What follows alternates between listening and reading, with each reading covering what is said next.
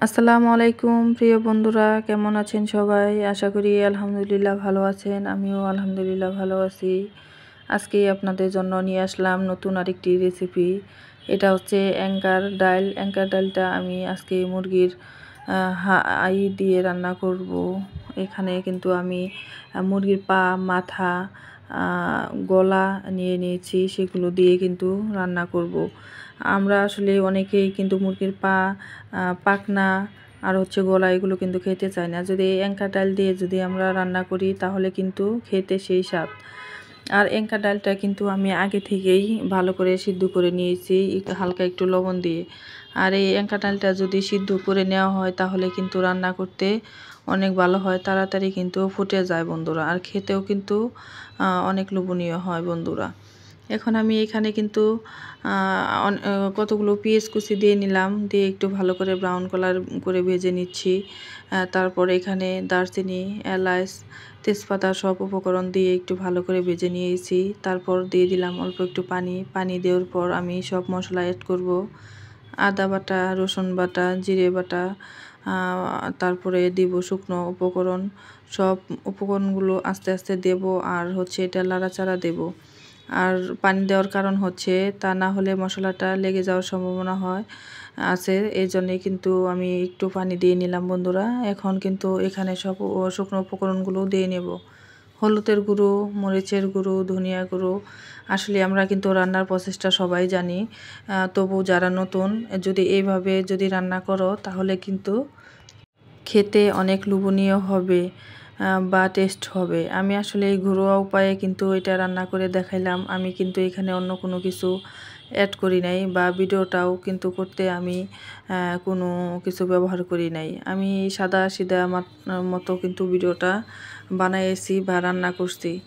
সব মশলাটা দিয়ে কিন্তু মশলা একটু ভালো করে কষাইয়ে নিতে হবে, আর আস্তে আস্তে জাল দিয়ে ভালো করে কষাইয়ে নিতে হবে। আমরা জানি মশলাটা কষানো না হলে কিন্তু রান্নাটাও এত মজা হয় না। এই যে দেখেন, যখন উপরে তেলটা ভেসে উঠবে তখনই মনে করবেন মশলাটা কষানো হয়ে গেছে।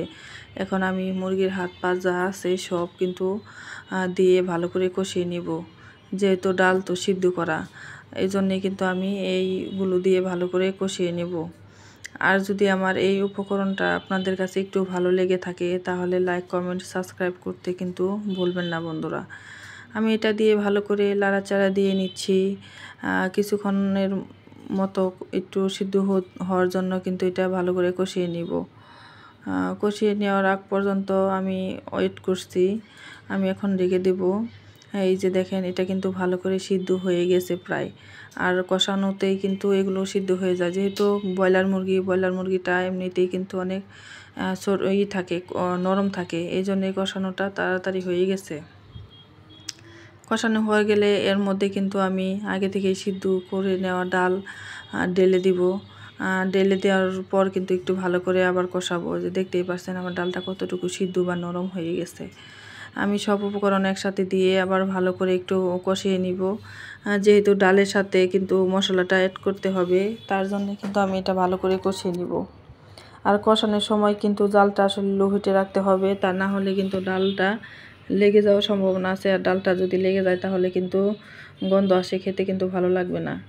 কষানো শেষ, আমি কিন্তু এখন এর মধ্যে দিয়ে দেব ঝোল। আর ঝোলের পরিমাণটা কিন্তু এখানে একটু বেশি দিতে হবে, যেহেতু ডালটা কিন্তু পরে ঘন হয়ে যায়, তার জন্য কিন্তু পানির পরিমাণটা একটু বেশি দিতে হবে। আর যেহেতু ডাল সিদ্ধ আর মাংসটা আমি ভালো করে কষিয়ে নিয়েছি, সেক্ষেত্রে কিন্তু বেশিক্ষণ লাগবে না রান্নাটা কমপ্লিট হতে। এই যে দেখতে দেখতে কিন্তু টকবগে বলক উঠে পড়েছে বন্ধুরা। এটা কিন্তু দেখতে যেমন লোভনীয় হয়েছে, খেতেও কিন্তু সেই টেস্ট হয়েছে। দেখতে দেখতে রান্না করাটাও কিন্তু আমার শেষ পর্যায়ে বন্ধুরা। দেখতেই পাচ্ছেন কত সুন্দর কালার হয়েছে। এটা কিন্তু গরম ভাত বা রুটির সাথেও কিন্তু অনেক ভালো লাগে। ধন্যবাদ জানিয়ে শেষ করছি। সবাই ভালো থাকবেন, সুস্থ থাকবেন। আল্লাহ হাফেজ।